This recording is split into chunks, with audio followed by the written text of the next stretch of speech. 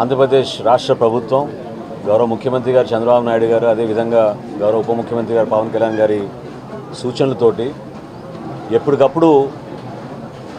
ధరల స్థిరీకరణ పైన దృష్టి సారించి కూటమి ప్రభుత్వం ఏర్పడినప్పటి నుంచి కూడా వినియోగదారులకి అన్ని విధాలుగా అండగా నిలబడడానికి మేము చేస్తున్న ప్రయత్నంలో భాగంగా గత నెల రోజుల నుంచి బియ్యం ధరలు దాదాపు 10 రూపాయలు పెరిగినాయి మార్కెట్లో అనే సమాచారం అందిన తర్వాత క్షేత్రస్థాయిలో వాస్తవ పరిస్థితి గుర్తించి మా పౌర సరఫరాల శాఖ నుంచి ఆంధ్రప్రదేశ్ రైస్ మిల్లర్ల అసోసియేషన్ తోటి చర్చించి రాష్ట్రంలో ఉన్న 150 రైతు బజార్లోనూ అదేవిధంగా 500 రైస్ మిల్ అవుట్లెట్లు అంటే రైస్ మిల్ దగ్గర ఉన్న వీళ్ళకి ఉన్న షాపులు కానివ్వండి బయట స్టాల్స్ కానివ్వండి ఏర్పాటు చేసి ఈ రోజు నుంచి గతంలో 64-65 రూపాయలు కిలో అమ్మే బీపీటీ స్టీమ్ రైస్ బియ్యం కేవలం 52 రూపాయలకే ఈరోజు కుటుంబానికి 10 కిలోలు ఇచ్చే విధంగా ఒక వెసులుబాటు ఈరోజు కల్పించాం. అదేవిధంగా గతంలో 58 రూపాయలకి 60 రూపాయలకి అమ్మిన బీపీటీ బియ్యం అంటే పచ్చి బియ్యం అంటారు, దానిని 52 రూపాయలకే కిలోకి అమ్మే విధంగా 50 రూపాయలకే కిలో బియ్యం అమ్మే విధంగా ఈ రోజు నుంచి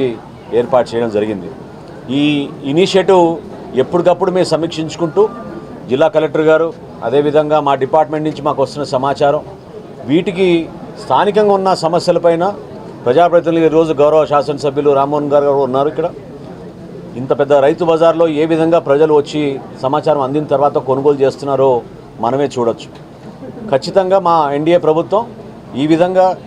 పౌర సరఫరాల శాఖ నుంచి వినియోగదారుల కోసం రాష్ట్రంలో ఎక్కడైనా సరే ధరల స్థిరీకరణ విషయంలో వెనకడుగు వేయకుండా అందరి సహకారంతో ముందుకెళ్తున్నాం. ప్రస్తుతం ఉన్న పరిస్థితుల్లో ఆంధ్రప్రదేశ్ రైస్ మిల్ అసోసియేషన్ వారు కూడా వారి సౌజన్యంతో ఏర్పాటు చేసిన ఈ కార్యక్రమాన్ని నేను మనస్ఫూర్తిగా వారిని కూడా అభినందిస్తున్నాను, గుమ్మడి వెంకటేశ్వరరావు గారిని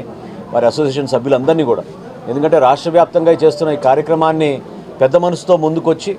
ఎక్కడా లేని విధంగా